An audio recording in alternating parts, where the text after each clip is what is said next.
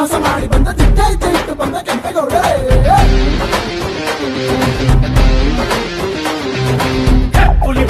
ಹೆಬ್ಬುಲಿ ಬಂದಿದೆ ಎಲ್ಲರೂ ಭಯ ಭಯ ಅಂತಾರೆ.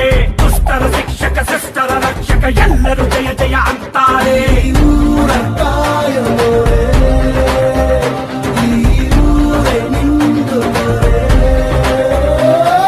ಕಟ್ಟುನಿಟ್ಟು ಕಾಕಿ ಜೊಟ್ಟು ರಾಜನಂತೆ ಮೀಸ ಬಿಟ್ಟು ಬಾಬಿ ಜುಟ್ಟು ಕಟ್ಟು ಮಾಡೋ ಕೆಂಪೇಗೌಡರೇ.